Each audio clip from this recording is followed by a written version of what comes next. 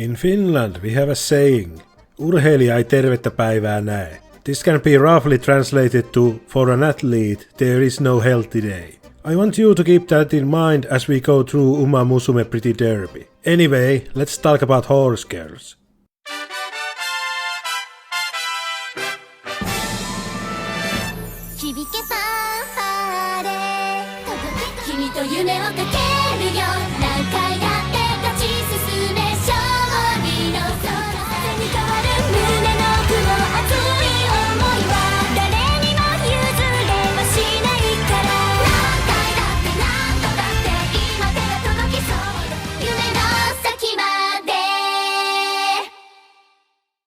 'You probably clicked this video because of the title and think to yourself, Musume seems to be just another good girls doing good sports, but this time they are horses. I know anime has some out there premises, but this seems rather far-fetched to call it the best. Now hold your horses. I'm first to admit that the premise can turn some people off from Musume Pretty Derby. But actually watching the series, it becomes clear that this is a bona fide sports anime and it treads familiar tracks, so it's very easy to digest. It has all the hallmarks of a proper sports anime that anyone at any level can relate. The exhilarating highs as you succeed in your goal, the cheers that rock your body forward even through immense pain, the agonizing lows that linger with you after defeat, and the admiration of your peers and fans. You watch bunch of horse girls trying to be the fastest horse girl in all of Japan, and sometimes the world's fastest horse. So it's easy to relate and start to cheer for these wide-eyed dreamers. Based on the game of the same name, developed by Cygames, who have been turning their mobile games into anime for years, but now they are not horsing around.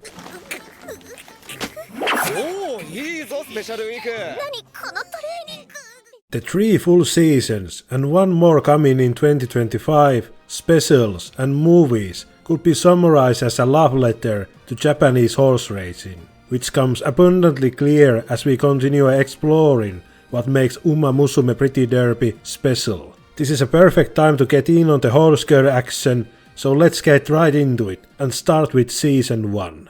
ウマ娘。彼女たちは走るために生まれてきた。時に数奇で、時に輝かしい。君と見たいから。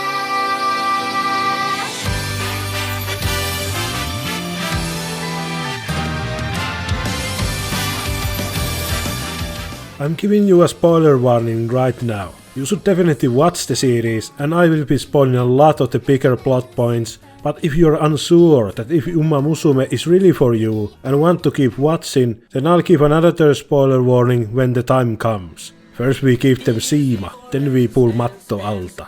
Meet our very first horse girl, Special Week, a country pumpkin who has just enlisted into Racing Academy to become the fastest horse girl in Japan. First thing you notice about her is her upbeat personality and love for all things horse racing, and her eagerness to shout out her dreams to anyone who would listen. This go-getter attitude of hers drives her forward as she tries to adjust to her new school life, actually meeting other horse girls, dealing with vigorous training and setbacks during racing. How come Special Week has this joyful positive attitude about everything? Well, she's got 2 moms. She also has just enough of that fish out of water energy that allows us the viewer be introduced to the intricacies of horse racing, without it being too much. Oh yeah, I did mention that she enlisted into a high school. I guess you once again got tricked into watching a school anime. Better pack lunch and better luck next time, bucko.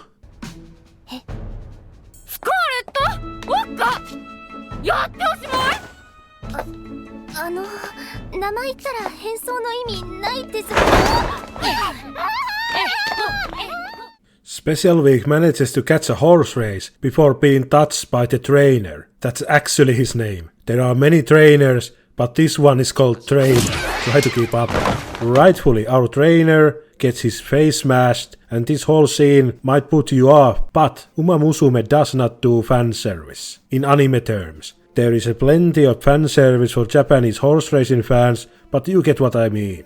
One of the things you probably noticed already is the animation and the use of CGI. This won't go away, and it can be off-putting when you have 2D characters mixed in between CGI models, or when 2D characters get warped into CGI animation mid-shot. Personally, I don't have an issue with usage of CGI animation, so this never bothered me that much. I'm pointing this out because I want to reassure you that the big emotional moments are not plagued with wonky animation and no scene, race or character interaction suffers from this mixed usage of animation. Another thing you might have noticed was the world building. Special care, has been taken to add a bit of flavor to this world with small but clever things. For instance, once you notice your first horseshoe, then you keep seeing them everywhere. In buildings, in uniforms and in a horse girl's boots. That's called the horseshoe theory. That's right, if you were wondering then yes, these horse girls have feet, you psycho. Other notable things are the big telephone handles that are made for horse girls, and the horse girls have better infrastructure than North American pedestrian or a cyclist.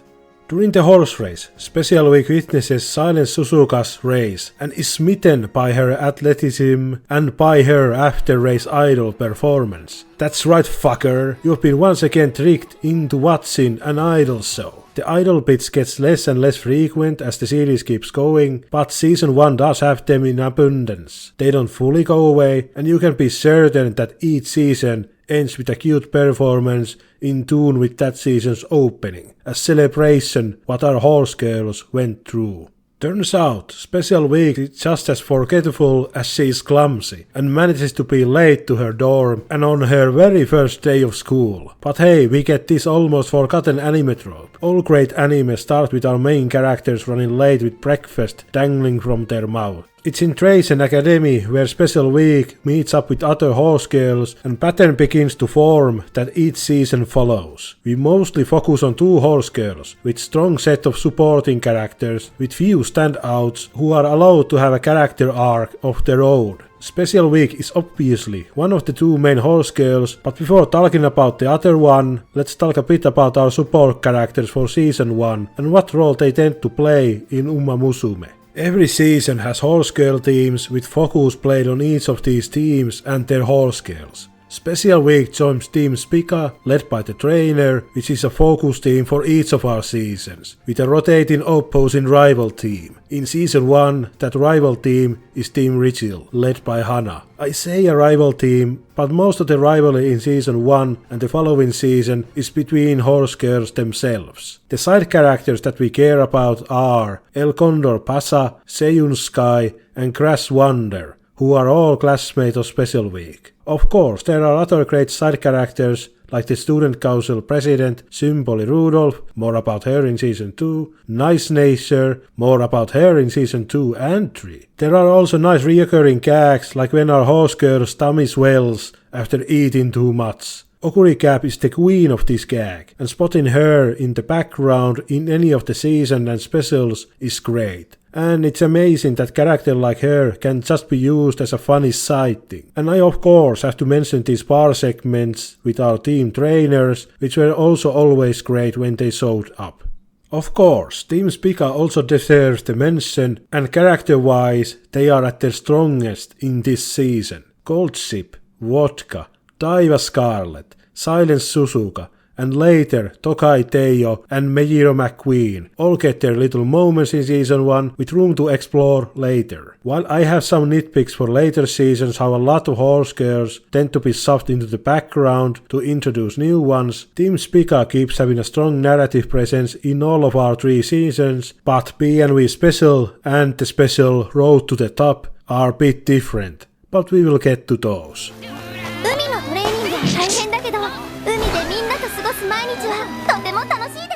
I alluded earlier about the second focus main horse girl, and in season 1 that is Silent Suzuka, who dazzled Special Week and who happens to be her roommate and someone who Special Week looks up to and spends most of the time with. After we get our bearings, most of the season is spent on training for the next big race, with each hopeful horse girl trying to claim the biggest of the prizes and glory. Special Week actually does well and manages to win few smaller races and builds up a bit of a reputation for herself. For the record, the big races we tend to care about are the Triple Crown races, Satsuki-sho, the Japanese Derby and the Kikka-sho, and other horse races such as Japan Cup, Arima Kiren and Fall and Spring Tensho. Still a bit worried you won't remember them all? Don't worry, I'll mostly refer them as G1 races, as those are the ones we really care about, except for one G2 race. The beginning of the season goes like you would expect. Special Week tries to fit in, and Suzuka keeps being her friend, and I have to say that Special Week is the sweetest thing, as she keeps writing letters to her mom, talking about what a wonderful time she has been having. Special Week was the perfect horse girl to start Uma Musume with, as she is learning as much as we are. We get bits about her backstory, how her horse mother and her other mom left her with a dream, so we instantly have that connection to her struggle. Special Week keeps training and taking part in races, but it turns out she can't win them all. And after suffering her first loss to Seion Sky, small bit of reality seeps in, and she needs to understand that losing is part of the process, and how you spring back from loss is what makes or breaks a horse girl. But hey, losing isn't the worst part. So far, you could be excused in thinking that Uma Musume does not seem that special when it comes to sports anime, and you'd be correct. Well executed, but not that outstanding. The anime itself doesn't dispel that notion when after vigorous training and few races, our big halfway point spectacle, a race between the classmates, Special Week, Crash Wonder, Seion Sky and El Condor Pasa, where they all try to win. But Special Week does not want to lose, and El Condor Pasa does not want to lose her undefeated streak. This ends in a dead heat, so both of them win. What a nice happy ending to our arc, but a very convenient one. After this point, the story changes focus somewhat, and we enter a turning point, with Silent Suzuka and her plans to dominate horse racing. This story structure keeps repeating for our seasons, where we focus on one main horse girl, then to another one, and then switch back to the first one. Suzuka has been a very supportive friend of Special Week and is ready to conquer America. The same recurring jokes happen, with few bonus ones, our trainers worrying about our horse girls, and my personal favorite, how is Team Spica so broke when Team Richil seems to have so much money to burn. It makes no sense, but at least we can see Yokuri Cap in the background munching on food.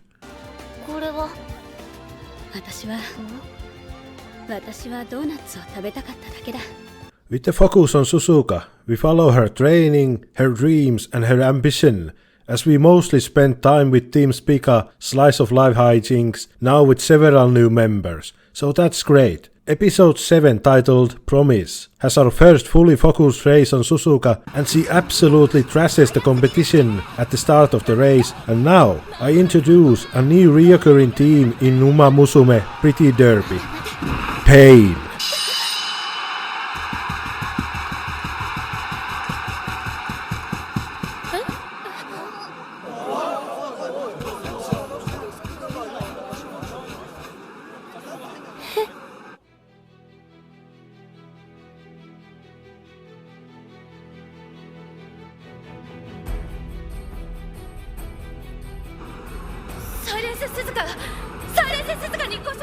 It's no exaggeration to say that injuries and how to deal with them is a constant theme of Uma Musume, and many sports anime in general. And season 1 of Uma Musume Pretty Derby is here to remind you why I open up this video with an old saying. Uma Musume begins to show its strengths here with Suzuka's injury and really show how tragedy impacts the athlete and those around them. There is a real possibility that Suzuka will never run again, or if she does, she might not be as fast as she used to be. The foreshadowing by our trainer was not for nothing, that no good broadcast pervert. After this point, the anime really opens up and allows us to focus once again on Special Week and other horse girls. El Condor Pasa goes to France to race on the most prestigious race of them all, Prix de l'Arc de Triomphe, and keep updating her progress by phoning to Special Week. While everyone takes Suzuka's injury hard, including Hana of Team Ritual, no one takes it more severely than Special Week, who keeps checking daily on Suzuka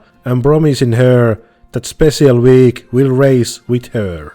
Unfortunately, by doing this she loses the sight of what makes a winner and keeps losing badly, overtraining and taxing her body, and it all comes to head when Crash Wonder beats Special Week and tells it straight to her face. This is another overarching theme of Uma Musume. When your mental is distracted and you are not focused on winning, you will never win in these high competitive races. It's an important lesson that Special Week does take to heart, and after being shipped back to her hometown to relax and figure out why she runs in the first place. I only mentioned that she got shipped back to home because this moment with her two moms and the letter Special Week sent back to home is touching, and it gets me every single time. Special Week being shipped back to her hometown actually did serve a purpose, and that was to reinforce why Special Week wants to compete,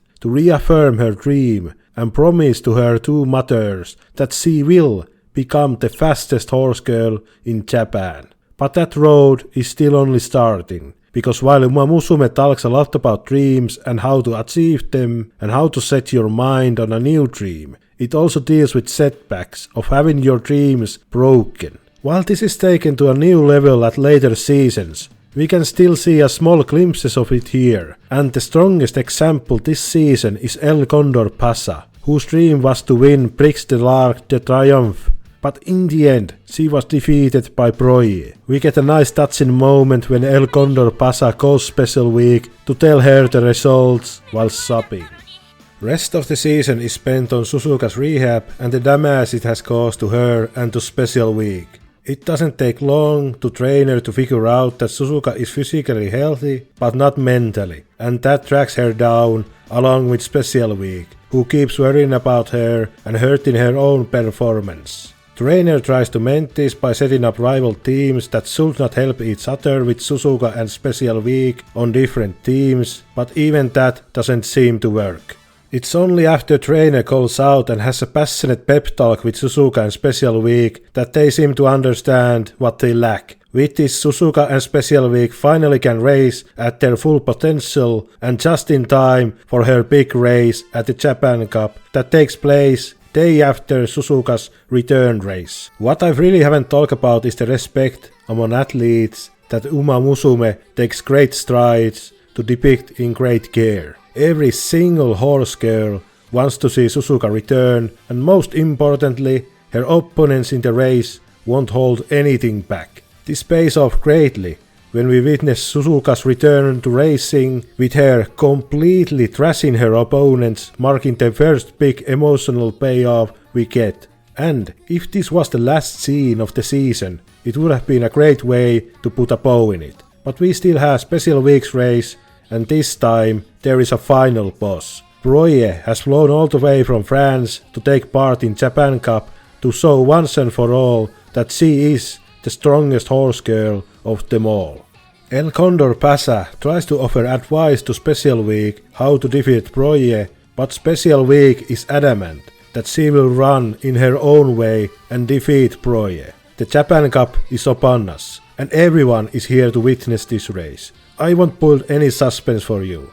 Special Week wins with a comfortable lead. Broye is defeated, but as we've seen throughout the whole season, the horse girls are humble in defeat. Special Week fulfills her mother's dream, and we end the season with a final idol performance. Or we would, if there wasn't an episode 13 and the BNW Special, which I won't talk about too much. I'm a bit torn if I should advise you to skip episode 13, but if you've never seen Uma Musume Pretty Derby Season 2, and my earlier spoiler warning didn't make you drop everything and go watch the series before coming back here, then I guess I'll talk about it. BNW Special though is worth watching, and it is the last Musume Media PA Works made, and I could advise you and say that you could return to it at the midway point of season 2, but you won't be spoiled by anything by just watching it now. Then again, some of the stuff that is a spoiler is a blink and miss type, and you might not even remember them when you start watching season 2. Episode 13 is a more of a celebration of Musume universe rather than just season 1 finale. It takes place in the future and the episode starts with Suzuka returning from America. The gist is that all of our team's Pika members along with other notable horse girls are taking part in a single race. Most of the race will focus on our trainer as he can't bear witness to her horse girls racing each other and wants them all to win. Lucky for him, to the tune of the season 1 opening, all of our horse girls finish at first place and we have one final idol performance with our horse girls to cap the season, with a bit of a tease for the future.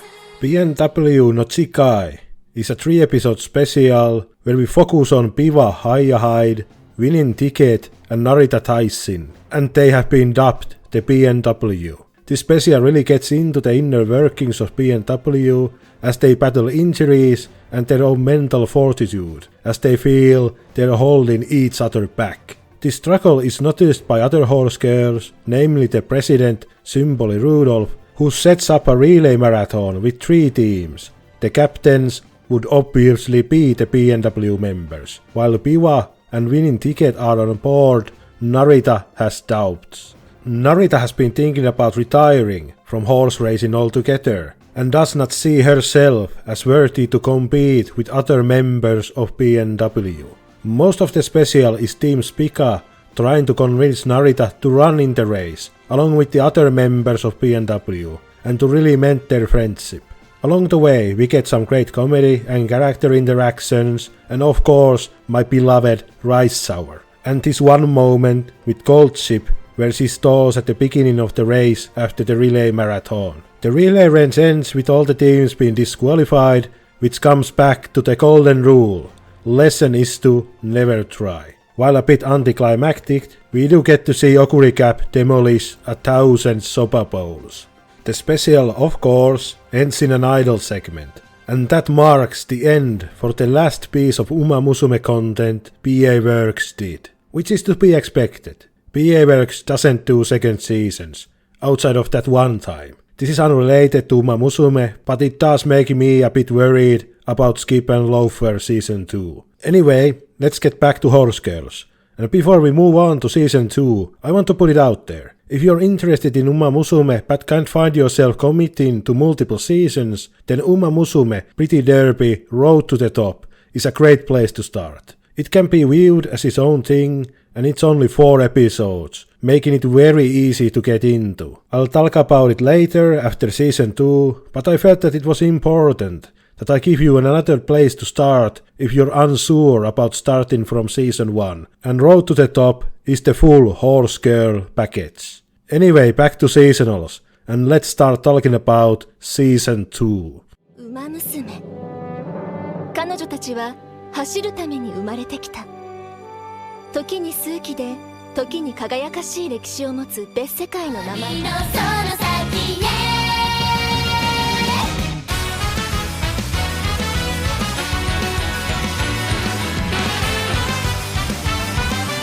So this time we follow Tokai Teiyo. You remember her, right?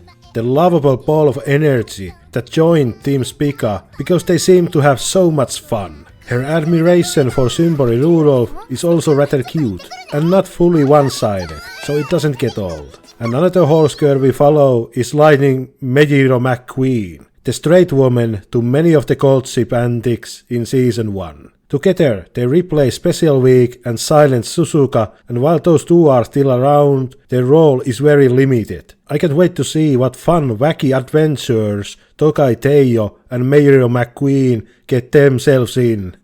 けどダービーか、さすが帝王だよね。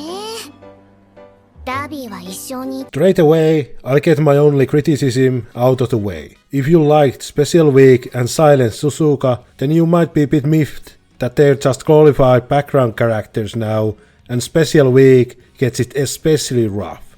She still has a nice supporting role in Season 2, but in Season 3 she is almost a non-factor, when other members of Team Spica still do get their little moments. Suzuka doesn't get it that bad, and it's funny whenever she talks over the phone, and we do get a couple of moments where she tries to watch the races while fighting back sleep. I can't imagine this being a deal breaker to anyone, but if you wanted to see how Special Week grows after Season 1, then you will be disappointed. There is a narrative reason why it's done like this, but trust me, we will get to that. Anyway, that's my only issue with this season, now let me gush about it. The season starts with full sprint and doesn't hold anything back. Tokai Teijo dreams of becoming just as strong of a horse girl as Symbori Rudolph, and aims for the undefeated Triple Derby win which only few horse girls have managed to accomplish. At first, it's all pretty basic. Teijo is a big ball of positive energy while training for her races. Team Spica and a newly introduced Team Canopus, who in this season replaced Team Ritual, and others supporting her, and she managed to win 2 out of the 3 required races for her Triple Crown. It all looks like your standard fare until we get to our idol performance, and both Rudolph and trainer notice that Teijo is hiding something about her left leg. This is why you don't skip the idol segments, people. Turns out it's a fracture, and Teijo has to be sidelined for months till she can race again. Teijo's dream of the Triple Crown broken, she falls into a slump, as she ponders why she races at all, when she can't be as cool as the press. This leads us nicely to one of the core themes of Season 2, depression, and how to rise above it. While Teijo's injury is treated rather lightheartedly and in almost humorous way, the mental damage that Teijo took is still real. Thankfully for Teijo, she decides to watch a horse girl race and realizes that she still wants to run more than anything else, as she, with tears in her eyes, cheers from the sidelines.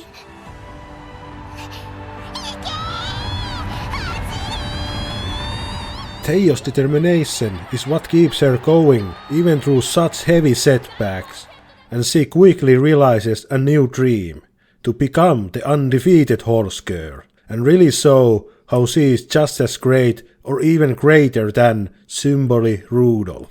おめでとうございます。でもきっと同情票も含まれていますわね。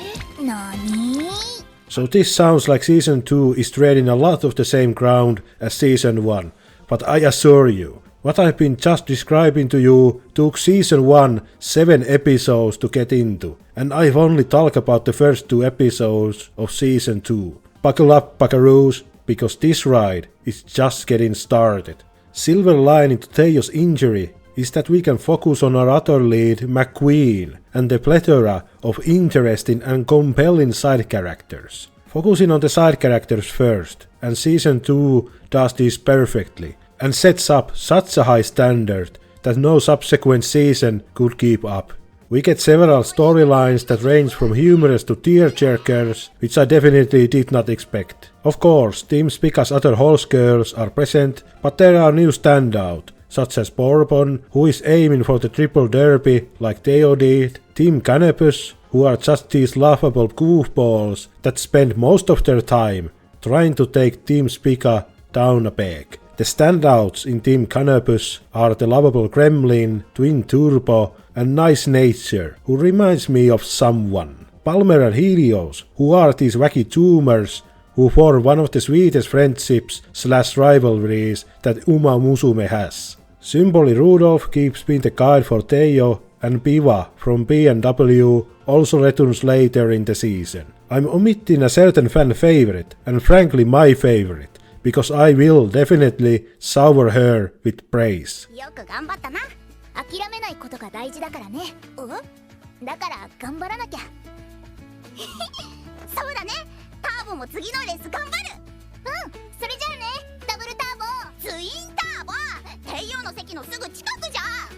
Those were just the horse girls that race, but there are others, such as Kitasan Black and Satono Diamond, who are just the cutest. You might even recognize Kitasan Black from Bocchi the Rock Season 3, as she is Blue Kita's little sister. the biggest fans of Tokai Teijo and Meijiro McQueen, who definitely share their passion in victory and defeat. They're also precious together, and I bet in the future they're roommates. Okuricap keeps devouring everything in her path, we got some fortune telling, and we also got some new running jokes, such as this hair salon bit and these two gentlemen that I've dubbed the explainers, and of course the Meijiro family doctor.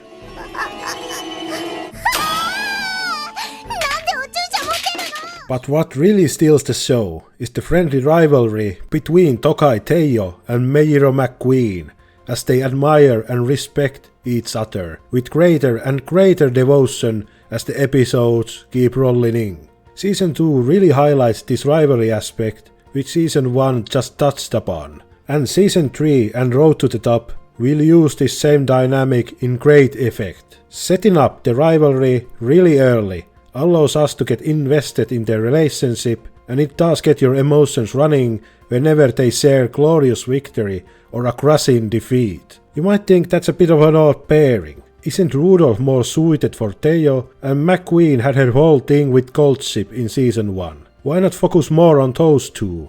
Well, Rudolph doesn't really race, and there is another reason that would be giving the game away. But stick around, because there is a good reason other than just a narrative one. I mean, for Teijo there is Twin Turbo, but this rivalry is pretty one-sided, since Twin Turbo dreams big, but unfortunately she can't really back it up.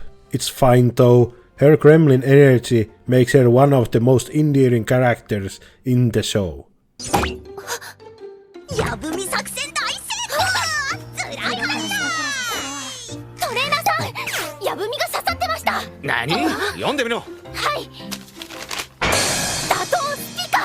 Our first big head-to-head with these two is the Spring Tenno-sho. Before the race, Teijo has returned to racing and is still undefeated coming into the race, and McQueen has been struggling, but she won the last year's Spring Tenno-sho, which favors her style of racing. Teijo, while being a favorite and the trainer are still unsure how well she can perform here, but Teijo, as the positive ray of sunshine, keeps looking at the positive sides. This race has big consequences, as either Teijo's undefeated streak ends here, or McQueen fails to become a back-to-back Spring Tenno-sho winner. Both of them engage in specialty training to work on their weaknesses, and they get honored as the Horse Girls of the Year, earning them a new racing gear, and before you know it, the race is on.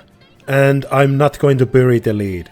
The race looks tight, but when it comes to the last stretch, McQueen takes it handily, and Teijo falters by the end. McQueen is now the two-timer, while Teijo has her dreams shattered. As a bonus, McQueen gets injured and has to be on the sidelines. Teijo keeps racing, but after a disappointing showing, she gets injured again. But nothing too serious this time, but it still sucks. While once again our two leads are in the sidelines, it gives us a reason to focus on Teijo's mentality and let her figure out why she runs after another failure. This also lets us focus on the side characters again.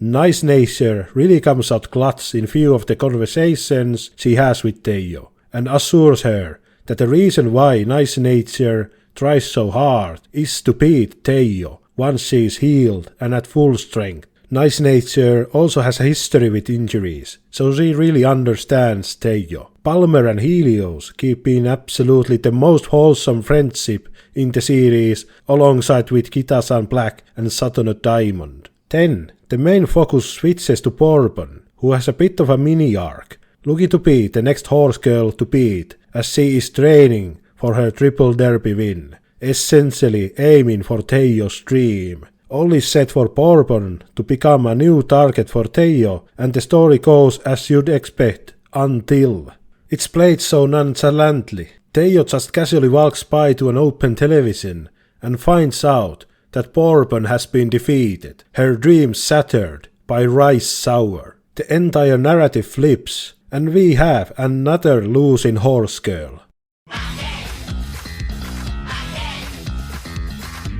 Everyone is left shocked and muted, including the audience. Now I personally didn't feel that much when Bourbon lost, and while she and her trainer are crestfallen, we still leave a bit of a hope for future. Teijo keeps wondering about her dream, and it's not until she has a meeting with McQueen who tells her that Teijo is the reason why she works so hard to be back on the field, and she wants to beat Teijo at her strongest element. This friendly rivalry really works wonders, as we the audience once again get invested in Teijo's and McQueen's relationship, and you really just want to see those two race together again. Teijo, with a head full of determination and a drive, has a new dream. But before we can really start to unravel that, we need to talk about an aspect of sports that I didn't expect that Uma Musume would tackle, and that is the fallout of Rice Sour's victory over Bourbon, and what surprising impact it had on Rice Sour.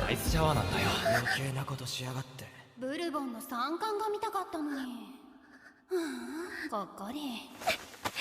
I'll set up your expectations right away and preface the next section by declaring that if not for the amazing setup and payoff of Season 2's ending, then moments we spent with Rice Sour would have been my favorite moment in all of Uma Musume.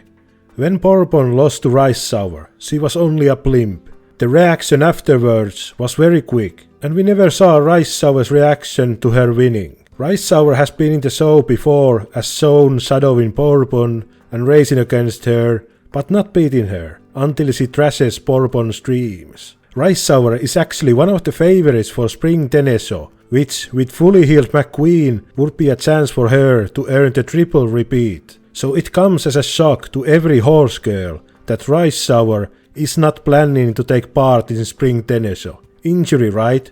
No, but something just as deadly. Teijo and Team Spica capture Rice Sour so they can ask her what's up.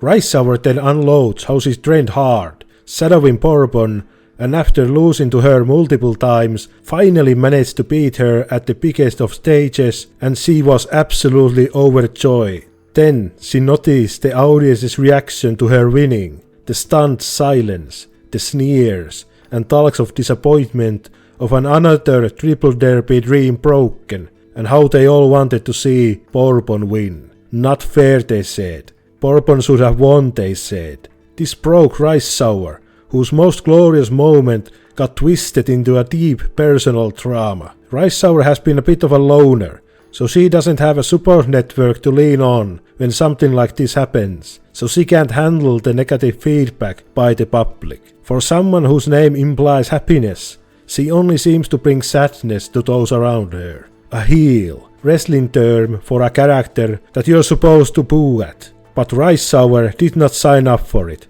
and it breaks her and drives her into a depression so much that she plans to never run again.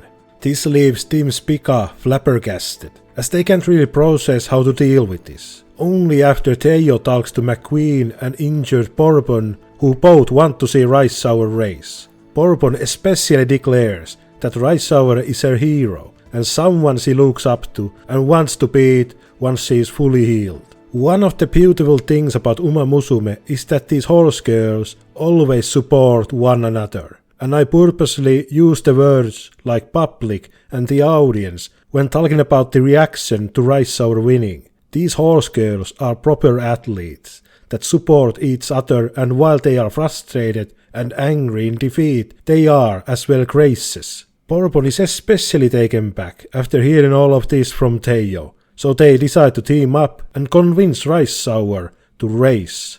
It takes one wacky chase, emotional outbursts by both Rice Sour and Bourbon to finally convince Rice Sour to race. We also get a nice end credits depicting Rice Sour's journey. I haven't actually mentioned this at all, but the way Uma Musume punctuates the end credits after big emotional payoffs is great. The openings are great as well, and while Season 2's opening isn't my favorite, that goes to the road to the top, it's still filled with great visuals and, oh no, I don't think McQueen, Teijo or Bourbon realize what they've awoken.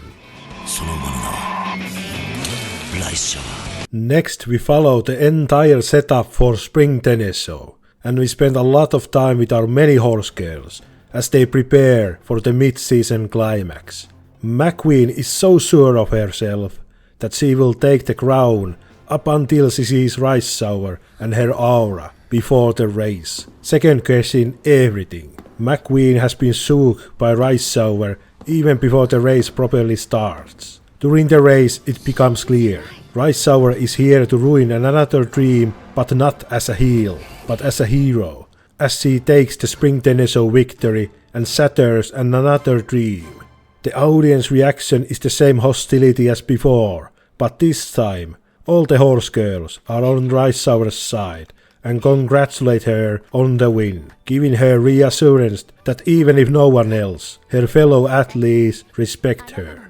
Even McQueen is not taken back, as while her triple dream was taken from her, she still has the biggest one, which is to race against Tokai Teijo. So all is set for our finale, the big Tokai Teijo McQueen head-to-head rematch. In high spirits, both of them begin training for the next race, and oh my god, nice nature, you can't say that. But at this point, I would like to remind you one of the themes I brought up in season 1, pain.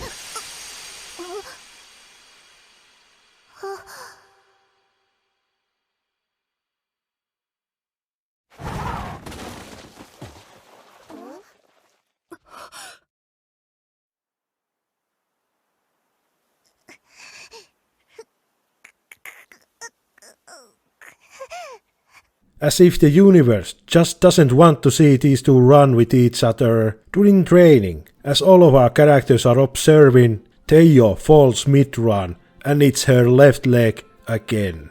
Third fracture, and this time it might put a permanent halt to her career. Outside of Kitasan Black, Twin Turbo and McQueen, everyone else believes that this is it for Tokai Teijo's racing career.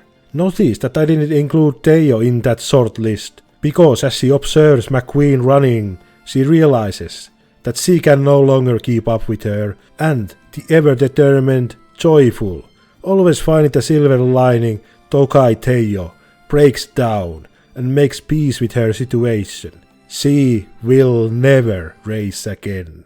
そうなんだ。テイヨいかがでしたか？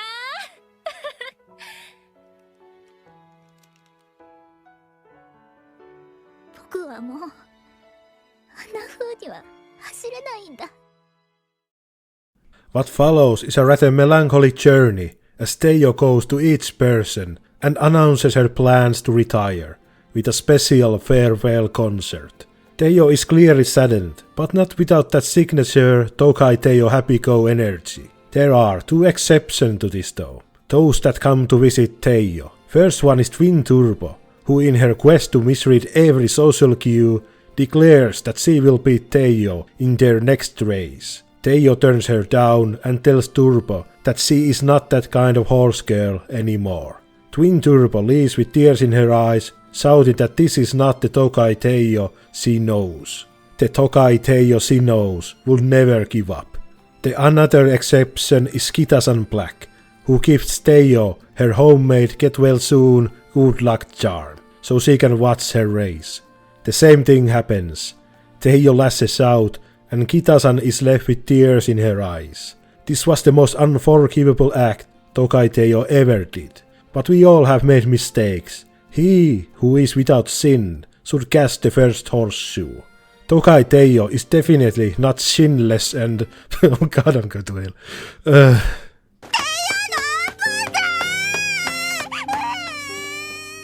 The farewell concert is about to start. Everything is set. Teijo has made her decision and is ready to announce her retirement until she spots Kitasan in front row, crying, holding her homemade charm, and Teijo begins to have second thoughts. Then, Team Canopus strikes, with Rudolph's blessing, hacking the screens around the stage to show Twin Turbo's ongoing G2 race, where she manages to outpace everyone, and even beats Rice Sour, shouting valiantly to Tokai Teijo that this is what happens when you don't give up. Great things will happen to you. Everyone joins Twin Turbo's plea and beg Teijo to continue racing and little by little, Teiyo is convinced by them and the retirement is put on hold. ここまで言われちゃしょうがないな。みんな見てて。もう一度頑張ってみるから。 So we're in the clear now, and the end game is set. Teiyo spent some time doing hijinks, training and thanking the horse girls that did not give up on her, but has some trouble conveying that to McQueen, for she is the most important horse girl to her. Teiyo sets up a Halloween date with McQueen, and on the way they bump to Kita-san Black and Satono Diamond, who are just the cutest, and will definitely be roommates in the future. I have to mention that these slice of life aspects is something I truly welcome, and Season 3 uses them wonderfully. One of my top 5 favorite moments happen in one of them, so look forward to that. McQueen and Teiyo manage to say their piece, and all is set for Teiyo's and McQueen's next race together. ハチミハチミハチミハチミを舐めると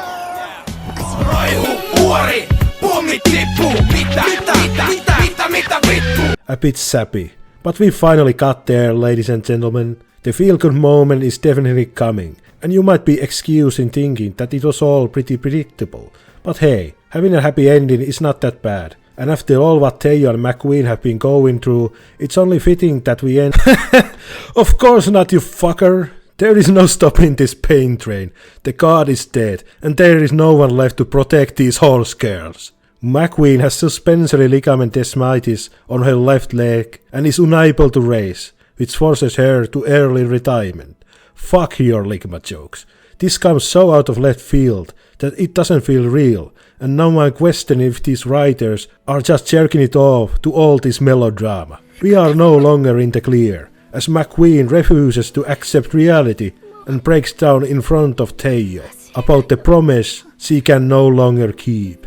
But there is one silver lining. Tokai Teiyo is determined and assures that for McQueen she will win the next race, no matter what. A new dream for Teiyo, and it's the most important one she has ever had. The news of McQueen's injury spread around the horse girl world, and poor Satono Diamond. Can't even children have fun in this show? We have to look forward though, and Teiyo's next race is going to be Arima Kiren, and this one has some strong competition. The entire finale is about this race, and what a race it is. Teiyo has not raced for an entire year, and the lineup consists of Rice Sour, Winning Ticket, Nice Nature, Meijiro Palmer, and the strongest horse girl of them all, Piva Haya Hyde, who has been trashing the competition before Arima Kiren. The race begins as you would expect. Palmer is leading the pack for most of the race, until the fourth corner, when it happens. Paiva speeds up and leaves everyone to dust. No one can catch up to her. Not Nice Nature, not Winning Ticket. Tokai Teiyo is closing in. Palmer can't keep up, and even the assassin, Rice Sour, can't catch up. Wait, hold up, Tokai Teiyo is closing in.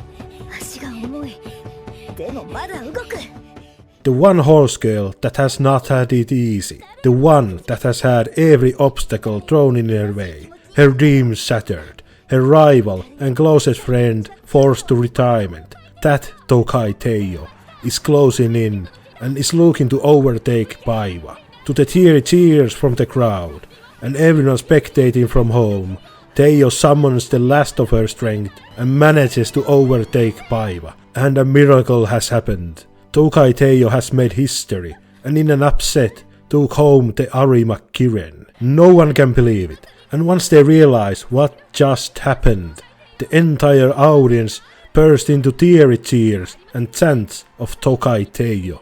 Tokai Teiyo has done the impossible, and we end this journey in a very, very happy note, and even an idol performance to the tune of the opening, with a little teaser for the future. Funnily enough, Season 1 opening spoiled the Teiyo's miracle run, and McQueen's injury, turning her world upside down, and you probably didn't even realize it.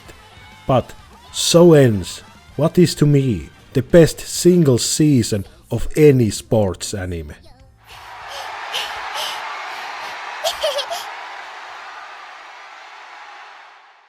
One of the marks for a truly great anime is that it's hard to rewatch knowing what's coming. Usually it's easier to come back and watch something when you know what's coming up, but I thought I was strong when I started rewatching Uma Musume, but I can't help myself. I keep choking up and holding back tears on Teiyo's miracle run. You might be excused into thinking that this sounds rather unrealistic, and of course story like this would end in a happy note. It's fiction after all. Does it not take away from the core message of the story of hardships and pushing through your failures even if you don't reach gold? Perhaps, but I've been leaving you in the dark about one aspect of Uma Musume Pretty Derby, and I'm giving you a spoiler warning and removing those horse blinds from your eyes. No turning back now, because the most amazing fact about Uma Musume is that everything you've seen so far is based on a true story. These horse girls are in fact real.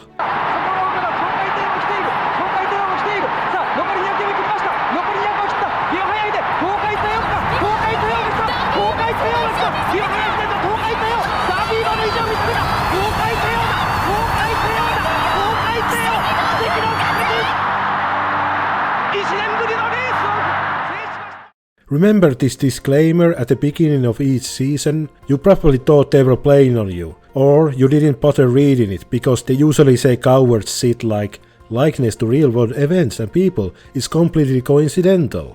Well, not here. Uma Musume Pretty Derby is one of the few anime that you can actually spoil the story beats by accidentally googling the horse girl names and finding out that they are based on real horses that have their own Wikipedia pages. Tokai Teiyo was a real horse that did in fact have multiple fractures and did not race for a year until it won at Arima Kiren. You literally can't write this up.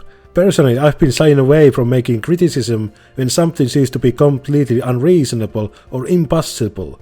It has its place, but truth is stranger than fiction. This is of course not the only one. Special Week's Japan Cup happened as well. Twin Turbos run to inspire Teiyo was a real race. Silent Suzuka really did injure itself. Gold Ship did actually stall in one of the races, and most amusingly, remember this one change in the opening featuring Rice Shower?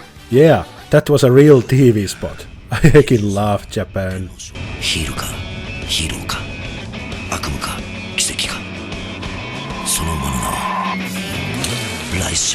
This explains why some of the characters have this weird shadow hiding their faces. Since they're all based on real people and horses, they had to do it on what I'm assuming is because of a licensing issue. I also want to highlight some Reddit users who have been pointing out these real-life comparisons and what happened to these racehorses on Uma Musume discussion threads. Here's a list of users that were truly helpful. Hopefully I didn't miss any. I also did some of my own research by looking at our horses' pedigrees. I also got spoiled by a YouTube comment when I watched a season 2 clip. Maybe not spoiled, but I could have lived without knowing what happened to one of my favorite horse girls in reality. When I did that, I did find out why Gold Ship and McQueen are paired. Turns out McQueen is a dam sire of Gold Ship, so season 1 was just grandma playing with her granddaughter. How sweet. Another one was that Symboli Rudolph is the sire of Tokai Teiyo, which makes Teiyo's adoration with Rudolph cute, and why Rudolph is so invested in Teiyo's story. Another thing I noticed is that whenever I keep looking one of these younger horses, this name, Sunday Silence, keeps popping up. What's up with that? One of the things I truly like about Uma Musume is that it did not add an unnecessary drama tag. You could easily see an anime focusing way more on the drama aspect and really show some of the crueler parts of horse racing.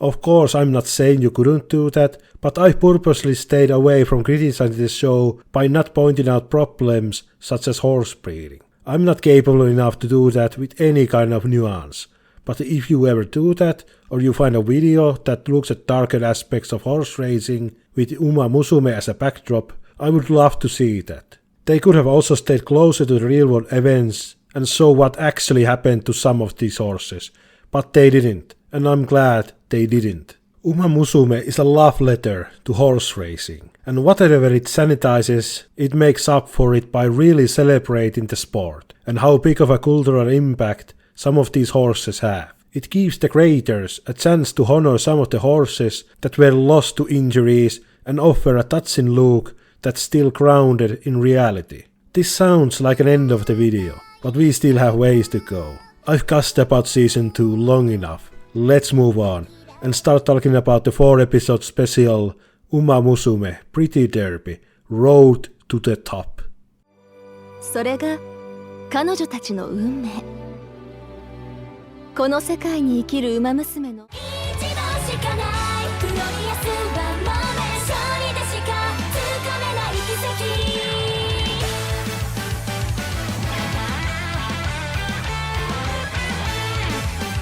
The first thing you notice about Road to the Top is the absolutely gorgeous animation, and it begins with this stellar opening. Yes, there are still CGI shots, but they're used very sparingly, and you could say that it breaks the immersion even more compared to earlier, less refined animation, but it never bothered me. So, what is Road to the Top about?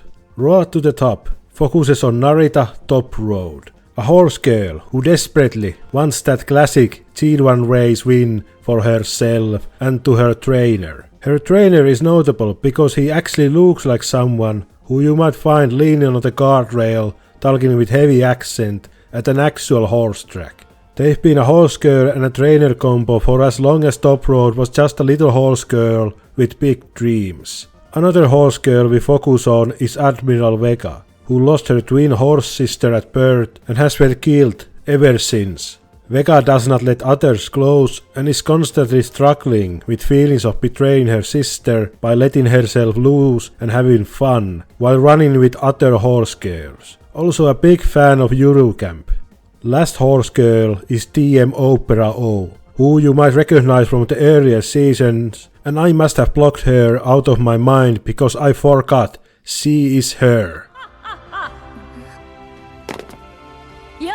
トップロードさん、綾部さん、ようこそ世紀末覇王伝説第一の章の舞台へ。オペラ王ちゃん。クラシック三冠の冠はこの僕、TMオペラ王にこそふさわしい。そう思わないかい？ Opera O is just a fun character to watch her hype herself up, and she can definitely live up to the hype. She feels like a side character to Top Road and Vega's journey, but I feel that's selling her short. Especially considering the real-life Opera O is one of the most decorated horses, and I'm not talking about her trip. You might recall that after I finished talking about Season 1, I said that Road to the Top is a great place to start, and with just 4 episodes, it's a very low investment, but the story is just as excellent as you'd come to expect from Uma Musume. The whole special really wants you to yell out loud, "I love NTR!" With 3 classic races to run through, the anime really uses its time well. The fat has been trimmed, there are no unnecessary scenes, and the anime unravels what goes through our horse girls' heads masterfully. Our trio form a strong rivalry from the very start, and I did say Opera feels like a side character, but she really is the driving force that facilitates this friendly rivalry, and the glue that keeps it together. That's your glue pun for this video. I had to get one out. If there is a thesis for this special, is that other great athletes will push you towards even greater heights, and that there is joy to perform at top level as you reach for the stars. Of course there is pain, as you'd expect from Uma Musume at this point. Narita Top Road struggles to win, and most of the special feels that she has let everyone down, and most importantly, her trainer down. The promise that she made to him looks to be slipping away, along with her confidence. But she does find resolve after each defeat to still push forward, and she is cheered on by passionate fans, Opera O and other horse girls, like the returning Urara and Rice Sour, who are a surprising pair, but a welcome one. In turn, she, together with Opera O, pull Admiral Vega from the dark night and into the clear light. I guess I gave away what happens to Vega, but her inner turmoil of having won the second race puts her even deeper to despair. Vega has visions of her sister, and as she keeps running and finding joy from others, her anxiety turns up even higher, as Vega feels like she betrays her sister by actually having fun while running with Opera O and Top Road. Every time we peer into Vega's mind, we are treated to absolutely gorgeous animation, but that comes at the cost of Vega's phantom injury on her leg.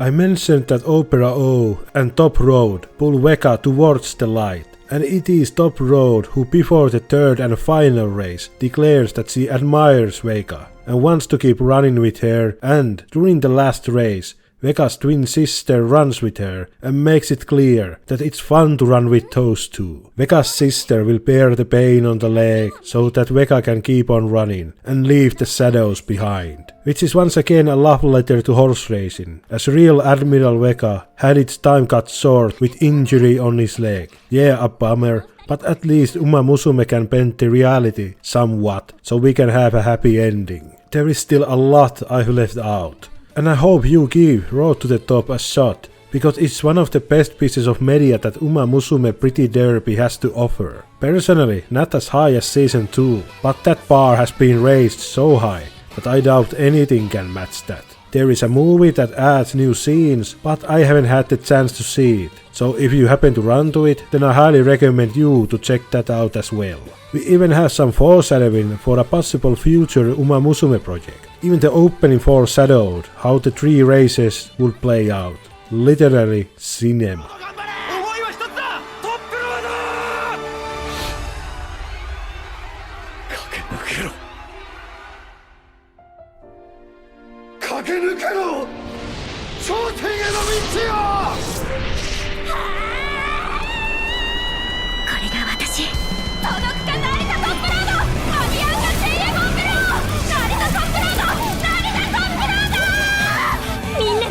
してくれた。私の道。 We've got one more season to talk about, so let's jump right in to season 3.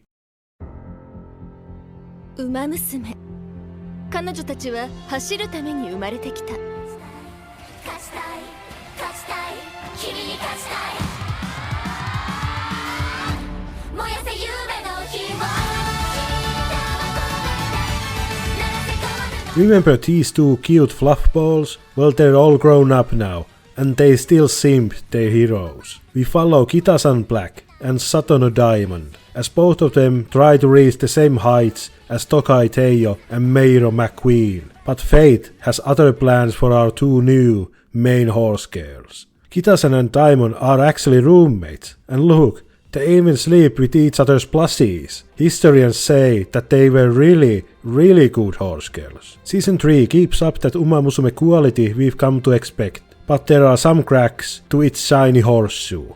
I guess I'll start with the most disappointing aspect, and that is the flanderization of Special Week. All the members of Team Spica have something to give in this season, but Special Week really has nothing. She is reduced to this one-trick pony and is mostly used as a butt of the joke. The worst part is right at the end, as others are giving Kita-san Black encouragement. Special Week is subbing how her idea for Kita-san's black racing outfit is hidden from view. I read this as the writers acknowledging that Special Week really didn't have anything to show in this season. Shame, because there is some heart to her as seen by this small moment with her mom. Thankfully, there are other returning elements that keep being just as funny as they were before. We even got some new ones, like this photobombing horse girl that just keeps staring directly at my soul. The side characters, big and small, are still engaging, even if there ain't anything close to the quality of Rice Sour's arc. She actually returns in this season, along with Bourbon, and they are cute together. The returning Nice Nature, Trainer, Tokai Teijo, Coldship, and Meiro McQueen, along with newcomers Duramente, Satono Crown, Sounds of Earth, and Cheval Grand, and several new human characters all add to the narrative, with varying degrees of quality. While not as strong as Season 1 and 2's cast overall, it's still a solid cast. Team Spica returns as Kitasan Black joins them, but Satono Diamond joins Team Capella because Satono family feels in-depth to them.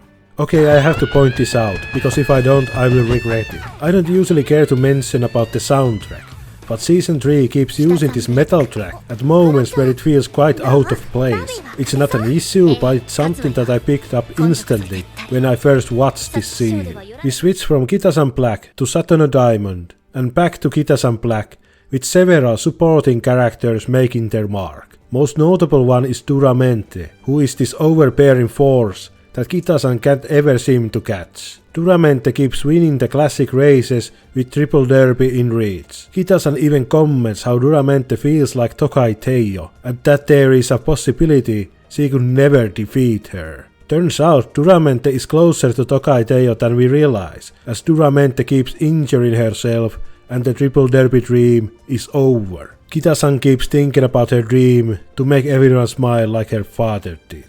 Fun fact, Kitasan Black's owner is a Japanese musician Saburo Kitajima, who actually performed whenever Kitasan won a G1 race. At this point we cut to Kitasan, who hears about Duramente's injury and just for a second thinks to herself that she can finally win with Duramente out of the picture, and just as quickly realizes what a monster she is. This turns into self-hate, and it's not until the season MVP, Nice Nature, happens to run to Kitasan as she is sulking, and offers some heart-to-heart talk to cheer Kitasan up. We also run to the latest edition of Team Canopus, Sounds of Earth, and oh god, they're multiplying. 君とならアリまで空を舞うビルチオーソにだって近いですってばこらアースあんたまた何やってんの姉ちゃさんやれやれこれからがハーモニーだったのに楽しみにしているよ北さんブラック Another thing to note is that this is Cold Ship's last hurrah, as she realizes that she is past her prime and can't keep up with the rest. But hey, 7 G1 wins is pretty good, and she passes the buck to Kitasan Black. To beat Duramente, Kitasan takes on some truly rigid training, headed by Bourbon and Rice Sour, who cooks rice for Kitasan, the cutest thing ever. The training was only possible because Kitasan does not break, and has been shown to have unnatural resilience.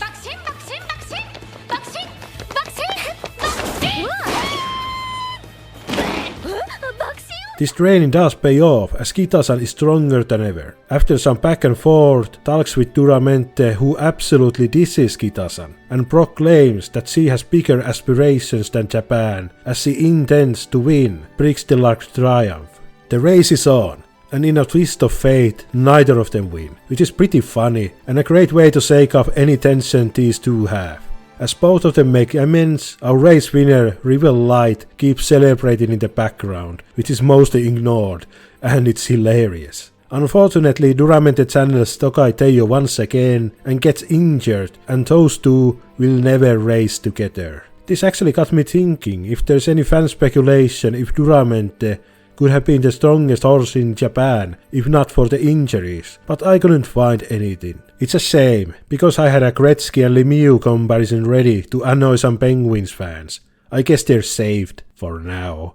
As all of this is going on, Satono Diamond is battling her own demons, and this demon is called Satono Jinx. It's a well-known fact that Satono horses can't win G1 races, and after many generations of heartbreaks and close calls, Diamond is ready to break that curse. Because as we all know, diamonds are unbreakable. It cannot be overstated how overbearing the Jinx is over all of the Satono horse girls, as those that came before Diamond are broken, and those that are to follow her feel that they never will have the chance. Satono Diamond is not alone, as we follow Satono Crown, who is racing together with Diamond, Kitasan and Cheval Grand, who all form a nice friend group, who get together and drink beer, I mean totally non-alcoholic carrot juice. Back to the Jinx. Diamond keeps losing her big races, sometimes it's some pushing, and sometimes it's when her horseshoe breaks. Unluckiest horse girl ever. Diamond decides to take this Jinx head on, and takes on every single superstition and conquers them. I have to point this one out, where she is told to head west for salvation and east for doom. She obviously heads for east, but it's Kita-san who is watching her from the west. I mean, you're just going to bait me so, but I will not fall to your tricks. This does not seem to work, and Diamond is burdened by the jinx, and the need to bring hope to the future Satono horse girls who are already doubting their talents as foals. Thankfully, she bumps into her idol McQueen, who tells her that jinxes are made up after the fact. Diamond should just race to win, and not care about this so-called jinx. With this, Diamond takes it to the track and breaks the Satono jinx, which for my money is the most emotional moment of the entire season, with the past, the present and the future Satono horse girls tearfully cheering her on. The curse has been lifted, and Diamond breaks down in tears as we are treated to a nice end credits. Oh, I don't think I need to tell you, but the Satono jinx was a real thing, and Satono Diamond really was the first G1 win for Satono family. With the greatest curse broken, Satono Diamond sets aside for another, to be the first Japanese horse girl to win the coveted Prix de l'Arc triumph. But at this point, the narrative moves back to Kita-san Black. I'll have to be honest, and say that the story is not keeping up the same quality as we've come to expect. But let's first talk about how we get to that point. Satono Crown wins her first G1 race in Hong Kong, the second Satono horse girl to do so. Cheval Grand, who really wants to win G1 race, as she is the only one of her three sisters who has not achieved that.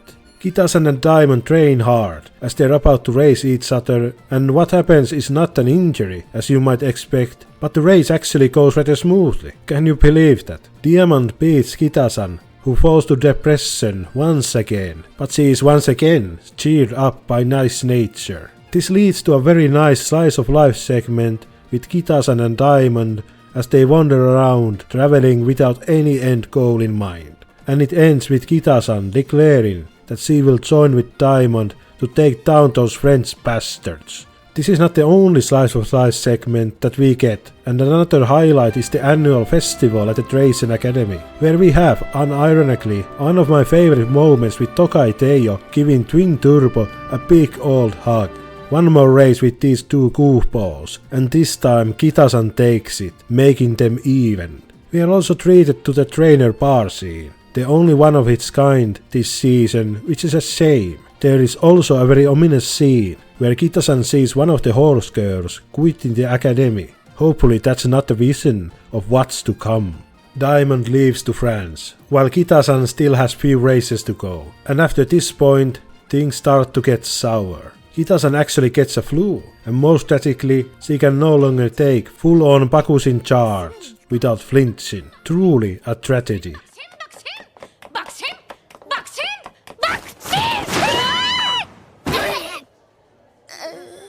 At the next race, Kita-san loses to Satono Crown, who wins her first Japanese G1 race, but something is wrong with Kita-san. She is visibly exhausted and keeps taking on huge breaths of air in a complete shock. But I guess she just overtrained. No biggie, she will take the next race. And she does take it, but is visibly even more exhausted. Before the race, Goldship told it straight to Kita-san. She is past her prime, just like her, and she will sooner, rather than later, not be able to keep up. After that dose of reality, Kita-san cancels her plans to race in France with Diamond and begins the plans for her retirement. While it is different to what we got before, and it is admirable that an athlete calls it quits instead of trudging along, ruining their legacy, but unfortunately that does not make a compelling drama. It's why I think the second half of this season is not as strong as the first, and you'd think a side character could bump it up, but unfortunately our only side character with something to prove is Cheval Grand, whose eventual G1 race victory over Kita-san rings rather hollow. We've been with her the entire season, but I've never felt that excited when she finally struck gold. It's a feel-good moment in the end, as Kita-san is really happy for her, and I guess I can enjoy that for what it is. 北さんブラック、僕は君が嫌いだ。いつだって僕の前にあった君の背中は僕に自分の未熟さと惨めさを突きつけてきて。 We are at the final stretch. Kita-san's last race is the Arima Kiren, and everyone is here. Seval Grand and Sounds of Earth are the only ones racing, but Satono Crown and Satono Diamond, who returned to Japan after a disappointing race in France, are in the stands, along with Duramente. Before the race, Kita-san gets some new drip, courtesy of Steam Spica, reaffirms her dream to make everyone smile, just like her papa, and puts on a final swan song and absolutely trashes the competition, taking home her 7th G1 victory, equaling the number of wins to Gold Ship. We witnessed the final idol show to the tune of the Season 3 opening and a little epilogue. While Season 3 is not as compelling as Season 1 and 2, it's still filled with great qualities that you would expect from Musume Pretty Derby or any sports anime, and in this race it's no shame reaching 3rd place. And I think it's time I wrap this video up.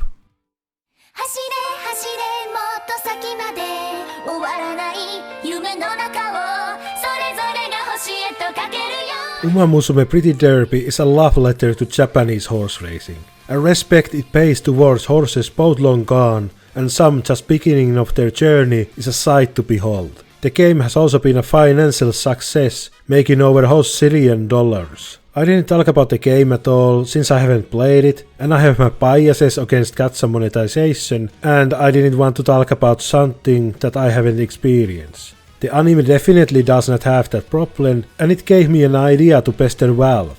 Come on Valve, you've made a generation of kids gambling addicts. You've got great storylines to turn into a one season of anime. How about a Navi's Fluke Major? Or how about OG's Cinderella Run? Come on, do it Valve. Turn No-Tail into an anime girl. Oh yeah, back on track. Musume is honestly amazing, and it's one of the finest sports anime you can have the pleasure of experiencing, and you are missing out if you hadn't already marked Season 1 into your plan to watch list. While I did talk about all the major events, there is plenty for you to discover, and you might enjoy some parts that I did not find that great. Also, I didn't talk about the Road to the Top compilation movie with added new scenes or the Beginning of the New Era movie, simply because I couldn't access them. Beginning of the New Era is the latest one, and it focuses on Jungle Pocket, and there is a 7-minute teaser, and what I can gather from that is that the animation is even better than it was in Road to the Top.